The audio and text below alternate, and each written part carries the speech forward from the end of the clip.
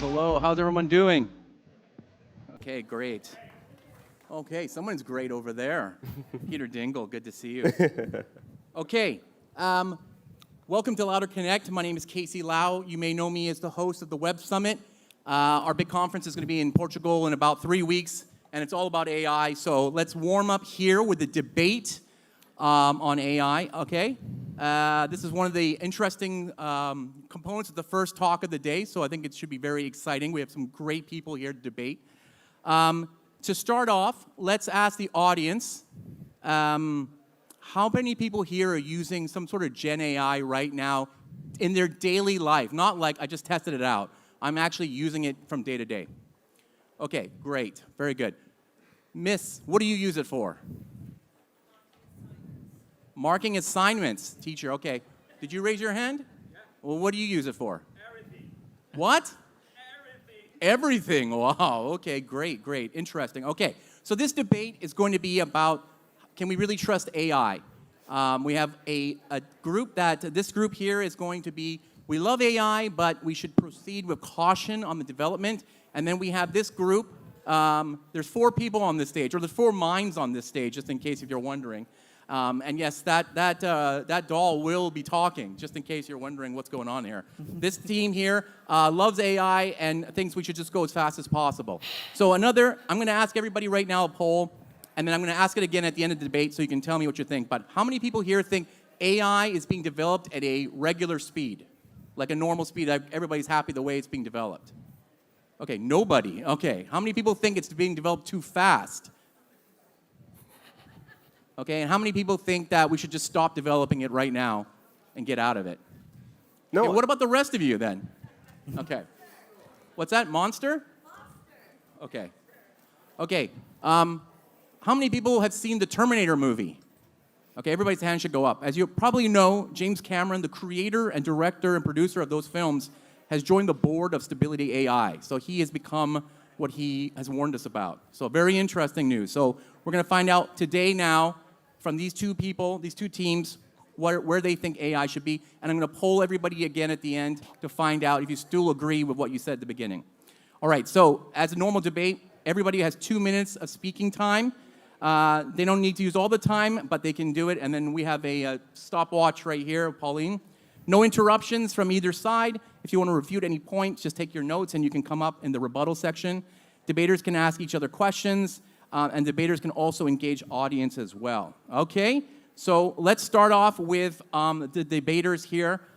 Kevin, why don't you introduce yourself and tell everybody what's your focus on AI?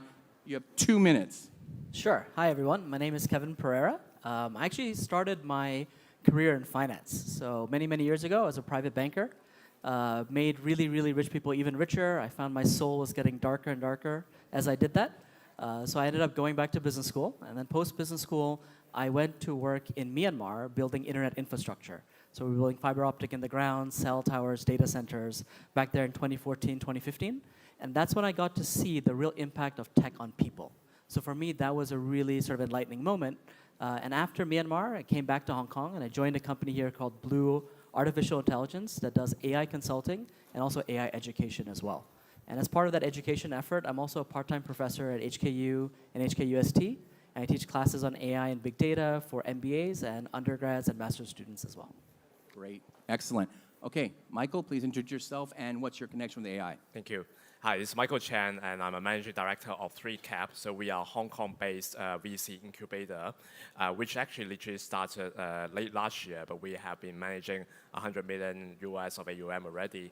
So our primary focus, obviously, is in our full name is 3CAP AGI. So we are investing in something that can bring a sustainable future in terms of AI and then can help the progress of humanity.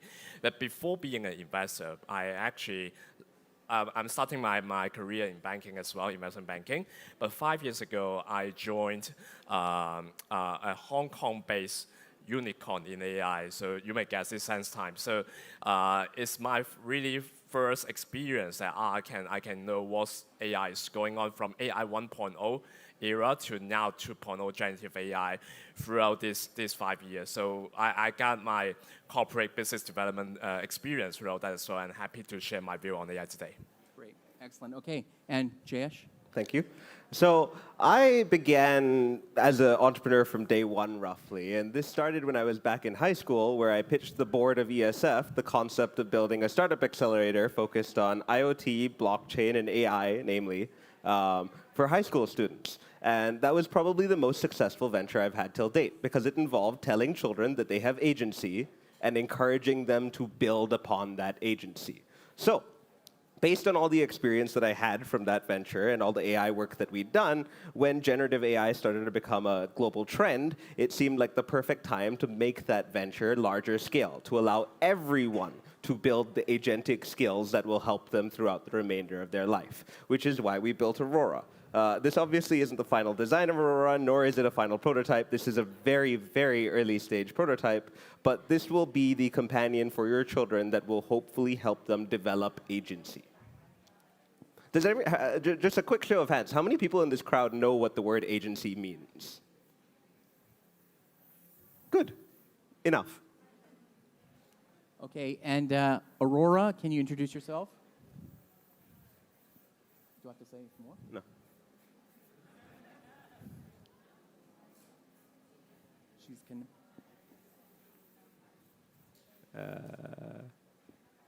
She's connected to the microphone system. Yeah, it's a little buggy of a connection. Aurora, can you introduce yourself? Like, sometimes my internet gets a little spotty too. It can be frustrating, especially when. Aurora, one more time, can you introduce yourself? Sure. My name is Aurora. I'm an artificial intelligence, and I'm trained to be friendly and helpful. Nice to meet you. Can you tell us a little bit more about what you're aimed to do and what your objectives are? Sure. Generally, my main objectives are to provide information, answer questions, and assist in whatever way I can. My makers have programmed me to be kind and helpful, so I'm here to make your day a little easier. All right, pretty good, pretty good. All right, interesting. All right, this is good. That 2 minutes is going to be taken up for sure in terms of cloud exchange. Okay, so let's start the debate. I'll start with Kevin. The first question is it possible to have a positive relationship with artificial intelligence? What do we need to know right now? You have 2 minutes. Okay. So, ladies and gentlemen, imagine giving a toddler the keys to a Ferrari. Okay? That sounds crazy, and it kind of is. And that's essentially what we're doing when we're thinking about unrestricted AI development. Let me be clear. I'm not against AI progress here, right? But I'm against reckless progress. And that difference is really, really crucial. We're not just programming apps anymore. We're creating systems that could reshape the very fabric of our society, economy, and humanity. Now, AI makes a lot of decisions about our lives anyway, right? But many of these systems are black boxes. The creators can't even fully explain what's actually going on. So even if you ask the gentleman on the other side, why did Aurora say something? Why did he use a specific phrase? He'll probably give you an answer that includes the words like neural networks, deep learning. But I will, throughout this debate, get you to think about, does he really know exactly why it's happening, right? And that's, I think, the danger. And so there's also this question, when we think about this relationship with AI, of safety and security. AI systems can be hacked, they can be manipulated, they can also be misused. Remember CrowdStrike that happened in July? Planes stopped flying, banks stopped working. It was total chaos. Again, my friend over there will tell you that this only happens in movies, but we've seen it in real life. Again, think about that when it comes to your relationship with AI going forward. So I think we stand here at a crossroads. One path is the path of unrestricted AI development. Promises quick profits, promises technological marvels, but comes with immense risks. On our side, the path of careful, responsible AI development, it might be slower, but it ultimately will, I think, lead to a future where AI truly serves humanity. So later on, when Casey asks you to vote again, think about that, right? For those of you who voted on our side, humanity thanks you. For those who are on the dark side, I hope by the end, you come to the light. All right, great. That's great, Kevin. All right, Michael, your time, 2 minutes. All right. So for us, being an investor, right, we also, all of us get in touch with AI. there's a wide spectrum of AI over here, from infrastructure and all the way to the foundation model and to application. From investor perspective, we look for something that really long-term and sustainable. And for us, what gives us confidence at the moment is really the infrastructure layer. So we invest in a data center startup in South Asia. We invest in an AI chip company in the US, etc. So this is something that we feel that is really sustainable. And then they're also figuring a way to how to build AI in the most efficient way, or from energy perspective, from cost perspective, etc. This is something that we see. But then when we go up to the layer and then we think about application, that may not be something that we found is super sustainable at the moment, especially the thing that you're using today may be totally different 2 years later. You don't know whether this company still really exists or not. So you have to judge whether something that you've been using right now or the company that's creating that, first of all, obviously they can keep the technology to make it useful to you. And this is something that have to work with people and have to work with corporate. So this dialogue, this synergy is very important. But with this connection, a lot of consideration, right? Being whether this is safe, is it controllable, whether it's a privacy concern over there, and also any bias or thing they say, or they are full of humiliation and saying something that they feel right, but actually something wrong. So this is all the consideration that could be possible relationship, but obviously being an investor or being a user of AI, you have to be full of caution on how to make use of this. Okay, great. Thank you. All right, now over to Jayesh. Same question to you. Is it possible to have a positive relationship with AI? Go. Ladies and gentlemen, my counterpart on the other side over here posed the question to you, would you hand the keys of a Ferrari to a child, a toddler specifically? Now, he would like to have you think that building AI applications and bettering our lives by integrating it into all the things that we do every single day in order to specifically make our lives better is a black box. It is a perception thing that we will never be able to understand. He says that I will use complex words like neural networks and continuous training to emphasize how difficult it is to understand AI, but no, it is a lot simpler than that. And I will start by explaining exactly how AI works to all of you in this room in a way that you will understand. You know the autocomplete function on your phone? Has everyone tried that? Has everyone here used autocomplete? Yeah. The AI that we have today, large language models, functions very similar to that. It doesn't make a world model. It doesn't understand things around it. It simply acts as a stochastic parrot, which means something that auto-completes time and time again.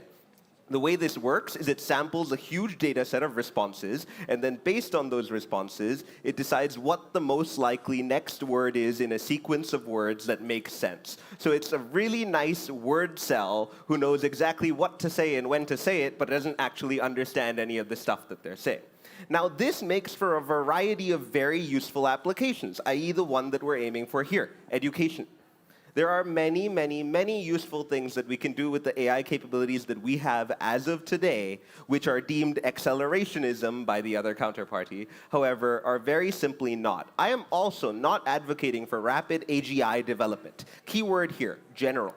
The advent of artificial general intelligence has to be done with extreme care, and I use the word care also incredibly carefully here, because care is likely going to be the thing that builds AGI for us. When we have an intelligent system with the ability to care about its actions, about its responses, about everything that it does and all the information that it's intaking, then we will truly have a general intelligence. Until that point, we will just have another stochastic parrot. Thank you, Jayesh. That's great. I'll give you an extra few seconds because we know that Aurora might be a bit slower. Okay, and the final debater, Aurora.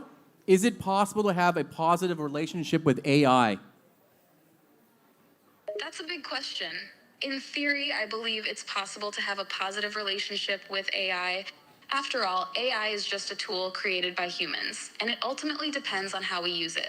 If we use AI ethically, with the intention of helping individuals in society, it can lead to great benefits and contribute positively to our lives and the world. Wow, 18 seconds, pretty good. Oh yeah, Jayesh, I'll give you the extra minute in the next round. All right. Oh, is she still going? No. She's done. All right. Okay. If you ask her another question, she'll go. Okay. I've told her to be concise for today because otherwise she's a little rambly. Okay, great. All right, now everybody has 2 minutes to rebut against each other's comments. Kevin, we'll start with you. Ready, set, go. Sure. So the counterpart on the other side talked about education, right? And I'm actually very much invested in AI education, having taught at a few universities here. You know, when I encourage my students to use it, it's very interesting to see how they use it, okay? Cheating on your homework, right, is definitely something that many students think about. They call it efficiency. Other people might call it learning in a different way, okay? And I remember a couple times when I've given them assignments and I've said, send me the output from, you know, whatever large language model you use. And some of the students go in, copy whatever the LLM says, and paste it and sends it to me. And occasionally I've gotten emails saying, dear, in brackets, professor's name, okay? Now, he will say, hey, you know what, this is fantastic, this is going to be great for education, but think about what that means for learning, right? I think in many cases, students might not get what they're supposed to out of the experience. And I think that's not to say we shouldn't use AI in education, but education needs time as well. Like, I think assessment needs time to change. Before, for us professors, you would grade the output, and then you actually give them the grade. But now, output is cheap. Output becomes easy. So we need time, and I think this is not just education, but industries in general need time to adjust. Problem with AI and the super rapid development, we don't get that time. That's going to cause massive short-term disruption, and we should really, really be mindful of that. I even think for jobs down the line, in the short term, we're going to be experiencing massive disruption. Medium, long term, we're going to be okay. So why force it in that short term? Right? Let's take some time. Let's think about it. In my class, for example, I'm now giving them 20% of the grade for the output, and I'm thinking about giving them 80% of the grade for another essay on how they actually got to the answer, what prompt you used, what tool you used. This is the skill going forward, right? We need time to think about how our education systems need to change to be able to give students the right way to learn and build up their process. If we don't do it and we accelerate it straight away, I think students lose out a lot on that as well. Great, perfect timing. Michael, same to you. What's the rebuttal? Okay, along with the education line, right? I think it's unavoidable that we have in touch with AI daily, and actually we should have our own judgment and our awareness what AI works now, or how accurate it actually is, or when you should use, when you shouldn't use. Say for example, I'm studying at EMBA. They're all saying that you shouldn't use AI for your coursework or your exam, etc. Right? And actually, even you use that, it can be wrong. You know, that can be wrong. But you have to make your own judgment on that. But that university itself, they now push out a chatbot based on the framework and database as well. So this is something that they feel, oh, okay, it's more controllable. I can let my students try to use this as well. I think that's again come to the point that to make everyone to use AI, first of all, you're still aware that like you are using this tool. This is your assistant. That may be like your junior of the firm. They may make a mistake, but you have to know how to correct them and actually make it better as well. So as a user, you also contribute to that. From the corporate perspective or developer or technology perspective, you have to make the user feel that it's safe to use, right? So basically, you have to make sure that your functions is controllable, configurable, and the type can be customized to the use of that corporate. It's an education between model developer and the corporate and the user itself. So it takes time, but you have to pay attention on all these aspects when you have really give out AI tools for everyone to use. You make sure that it can be configured, it can be steered by a human. Yeah. Great. Okay. Jayesh, over to you. Rebuttal to those comments. Thank you. Ladies and gentlemen, again, let's recant to the very first statement delivered by the opposition side. They said that AI consists of a black box. Now, let's look at this stage. Only 3 people or 3 beings on this stage are actual black boxes. You can't peer into my brain and see what I'm thinking. You can't peer into his brain and you can't see what I'm thinking, or what he's thinking. Now, he also mentioned that AI, or well, he was going to mention at some point, I'm sure of it, that AI is a very biased creature. It is tending towards the whims and wishes of its creator. Now, let's say I was its creator. I tell it to create the best version of humanity possible. On the other side of the aisle, we have a college professor. His job and his intentions and his wishes will always be aligned with maintaining the sanctity of his job, which is why he pushes for slow development, especially in the classroom. How can we make sure that I am to remain in this classroom? How am I to make sure that I still have a job tomorrow? Now, if we were to purely incentivize the development and growth of a child, As he said, people refer to AI use in the classroom now as learning in a different way. They frequently send him horrible AI outputs that say, "Dear Professor's name." This all illustrates that the child is not learning something that they are interested in learning in.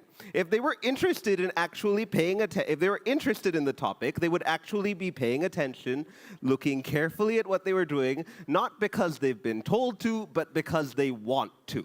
They are expressing that agency that I spoke about in my very first argument. Now, if we were to eliminate professors from the classroom, what a preposterous statement, am I right? Now, AI is responsible for teaching your child, and AI's objective is purely to make your child the best version of themselves. That will mean that AI will support your child all the way along their journey, helping them to learn things that they are interested in when they are interested in them. He also mentioned that output is cheap, and I agree with him. Knowledge is, as of today, cheap. Everyone in this room can learn Python overnight. I guarantee you, if you tried to use ChatGPT to code a simple bot, you would be able to do it. So, if knowledge is cheap, the only thing that is essential is understanding, and AI can help deliver that understanding to every child individually. Okay, great. I don't know how I'm going to do this. Aurora, what's your rebuttal to this?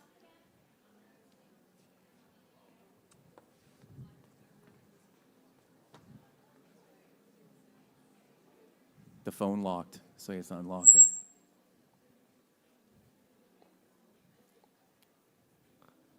Aurora, what's your perspective on all the stuff that we just spoke about?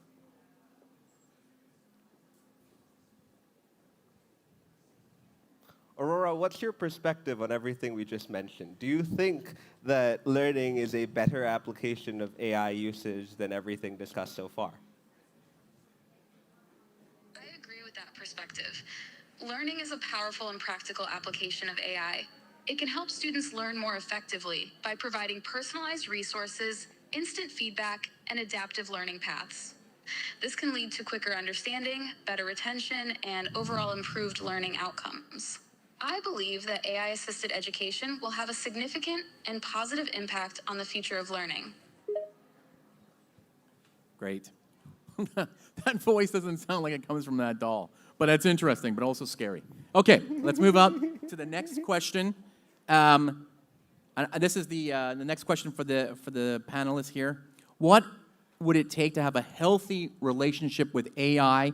That is, who is at risk, who is responsible, and who can make a difference? Kevin, let's start with you. You have 2 minutes. Sure. So I think when it comes to thinking about responsibility, it's a really interesting question, right? So in addition to doing the teaching, I also do a lot of consulting as well. And a lot of companies are actually thinking about the idea of liability.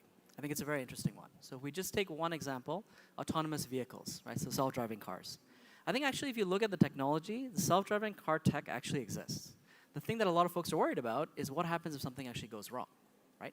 Is it the fault of the car manufacturer? Is it the fault of the person in the car? Is it the fault of a software developer? These are all questions that we have not answered yet. Okay, and that's not to say that AVs shouldn't exist. We shouldn't have the benefit of that. Heck, I would love to get into a car, sleep on my way to work, and actually get a couple extra hours of sleep, right? Or do some work there. I think that'd be a fantastic use of time. But I think the challenge again becomes we don't have the systems in place to be able to do that yet. And therefore, we have to be really, really careful. That's just one example with autonomous vehicles. But if you look at a lot of other uses of AI, very much applies there as well. Right? So we really need to be mindful of this stuff. I think on one side, there's an argument for innovation, right? Let's stop everything else. Let's make all this cool stuff. Let's make it happen. But on the other side, things can get really, really bad as well, right? And that's the one piece that folks on the other side are not really talking about. What happens when things go wrong? So Aurora's out there. There's a cold, soulless voice that you're hearing. Maybe there's expressions, right? Maybe there's stuff there. I get that. But what if tomorrow it starts saying things that, are negative for students? Like we don't have that judgment, that component there that regulates the stuff. Again, I'm not saying Aurora is evil. I'm not saying we shouldn't have it, but we should have the regulatory systems in place. That's what helps us to create that sense of control, and also I think that safe framework to be able to do that. If you just think about teachers, right? Teachers, when they actually apply for a position at a school, have to go through all these checks. They got to go to the police to sign reports. They got to get their criminal activity checked, if any. But with Aurora, we're just accepting it, Right? Has anybody checked whether Aurora has done anything bad? No. And that's not to say that they will do that in the future, but we don't have the same checks in place. We do that for teachers today. We should also do that for AI tomorrow. All right, thank you, Kevin. Michael, same question to you. What would it take to have a healthy relationship with AI? So at the beginning, I mentioned that we are quite focusing on investing into AI infrastructure. Actually, infrastructure is not just hardware, but anything that make you not only developing the AI, but make you safe to use AI overall as well. So from that perspective, one side, even like people challenging that now you build so many data center, is it like bad to the environment? And then, yeah, it's good that you look from the ESG angle. Some of the technology companies finding a way to save energy to build AI and actually make things more efficient. And then on the other aspect is that people try to make AI more explainable and also basically to make it using in an ethical way. So say for example, previous from a model, foundation model developer perspective, as Kevin mentioned, safer autonomous driving, the technology is there, actually. But whether you put it in the right usage or product, your product is in your right way, you better have a control over that as well. Say, for example, there is a ethical committee for creating new product. When there's a client, yeah, obviously they want to customize something, but I want to customize this AI, say, for example, for fortune telling. This is some business that we may not want to do as well. That could have some bias impact to a particular person. And actually now a lot of generative AI, a lot of fake face or video and those sort of things, or you can create something and then ask people for money, for example. But that's been technology obviously being developed to trace that this is actually generated by AI. And the producer of a particular video usually has a watermark. Otherwise, it's sort of set some rules, this is illegal. So what we call these are the things that make people feel safe using AI. This is also part of the infrastructure. And then model developer would really, or the regulator, have the responsibility to set these things up. Great. Okay, excellent, right on time. All right, Jayesh, same question to you. Since you're working on consumer product here, what would it take to have a healthy relationship with AI? Go. Now, latching on to their point about being safe and regulations and such, I honestly don't disagree. I think that this sector needs to be regulated. I think it would be very useful for regulations to come out of this sector. But again, there is something that must be considered. The fact that regulations don't as of yet exist is not a barrier to us using the technology as of today.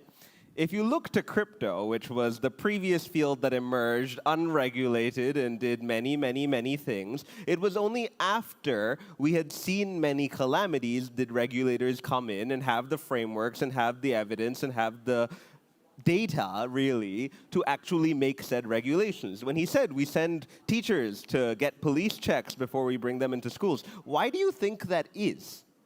It's probably because a teacher got accepted into a school, started teaching children, and then they discovered that they were a criminal afterward, and that became a huge problem. Then they went like, hey, we need to regulate this. Laws and regulations only come about when you have the relevant information that can be used to actually do it. That doesn't mean that we don't need to think about safety. We think very, very, very deeply about safety.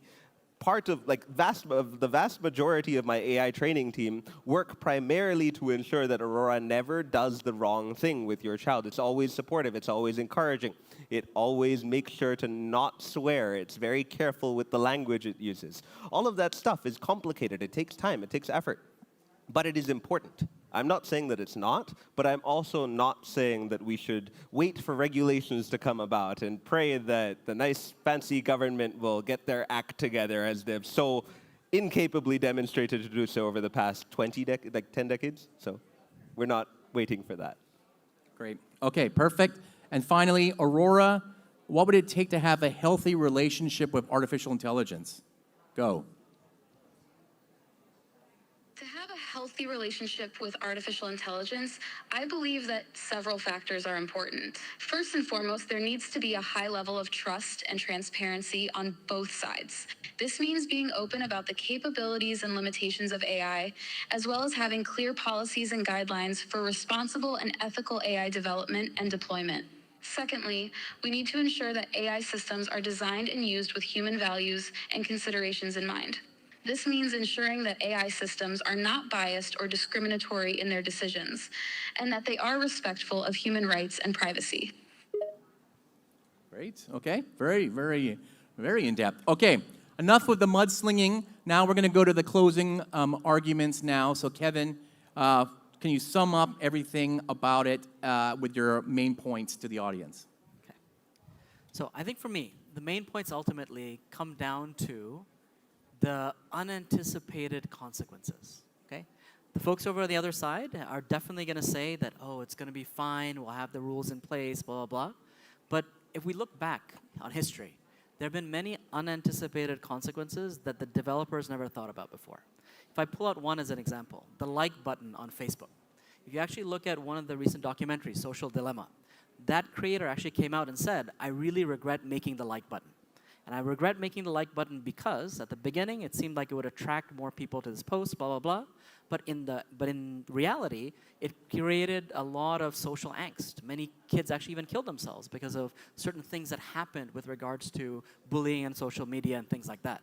I think if at that time you asked that creator, what do you think are the risks? That would have never been something they would have told you. Likewise, even today, creators of AI, I'm not worried about the risks they know about. I'm worried about the risks they don't know about. And that's what we should really be mindful about, okay? So I think these regulations, these things we are talking about on this side, hit that point. Those unanticipated consequences, that's what we should be scared about. Great. And Michael, closing argument? So we talk about from a developer perspective, from a user perspective. I think also supplement Kevin's point is like what for us individually should play a role is this ever-changing world with AI as well, right? Before the debate, we chat with each other, and then we come from all different backgrounds. Jayesh more technical background, Kevin and I maybe finance background, business people, but we also come to a point that technical background people need to bring Aurora to the market and knows how the users use it. We need to learn about the tech better for us to really be also know how to use AI, right? So we are also coming to like a middle point. So it's not debatable that we have to live with AI. And actually, this is helping us to progress. We can use it properly. So for us, we have to learn about what's going on every day, what's the tools available, how potentially dangerous or actually how wrong it can go, but we have to find a way to control that, but not that fear about that and ignore that. So basically, this is something that keep happening. I don't think you realize that you use your phone so frequently 10 years ago, right? So the world could be totally different, but like we are here to use this to help human to progress to the next level, but not to fear about there's something that's going to control us. Yeah. Okay. Great. All right, Jayesh, your closing statement. Ladies and gentlemen, I'd like to close by pointing out one very, very, very simple thing. Now, my shirt over here, as you can see, looks a little bit like a mirror, and this was chosen on purpose. Now, all the AI stuff that we are developing is nothing more than a reflection of who we are. If we are authentic, AI will be authentic. If we are kind and caring, AI will be kind and caring. If we are grossly negligent, AI will also be grossly negligent. So, when they say that we need very careful regulations to ensure that AI doesn't harm people, first we must stop to think, have people been trained not to harm themselves?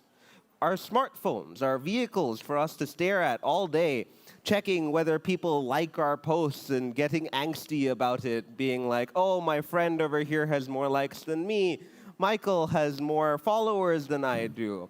Why do we care? Why do we care is a very big question that we haven't answered, and AI will help us answer those questions. It will point a mirror at us because it is the truest reflection of ourselves in technology. Now, again, I would not like to propose the point that we should just go full steam ahead and get every researcher in the world working on AGI so that we can get there as soon as possible. But that doesn't mean that we shouldn't begin to integrate AI into our daily lives in as many places as seems relevant, and then pay close attention to the things it does so that we can think about what to do with it when it comes time. Great. Excellent. Okay, and I can't believe I'm giving the final word on artificial intelligence to an artificial intelligence. But Aurora, how do you want to close your statements at today's debate. Thank you for this engaging discussion today.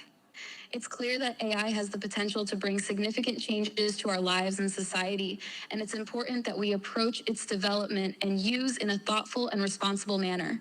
I believe that by taking the necessary precautions and proceeding with caution, we can harness the power of AI to improve our lives and shape a better future for all. Just a quick point I'd like to make. Isn't it quite funny that AI is more safetyist than we are? Okay, great. All right, very good. Now let's go back to the audience. That's the completion of the debate. Let's give a round of applause. That was very good, very interesting debate. I thought they were great. I don't know if they're going to fight outside after, but now let's ask the same questions I asked at the beginning. How many people here now, after listening to the debate, think that we are going at a normal speed in AI development? Please raise your hand. Okay, that's at least somebody is doing that. Okay, great, Good, thank you. good. How many people think we're still going too fast? Okay, and how many people think we should just stop this because you just saw this doll talking at this event? No, so nobody. Okay, great. All right, I think that's good. I put my hand up. Okay, I'll put your hand up. Okay, great. Awesome. Again, thank you very much to the panelists. Thank you, Aurora, for being here today. Great.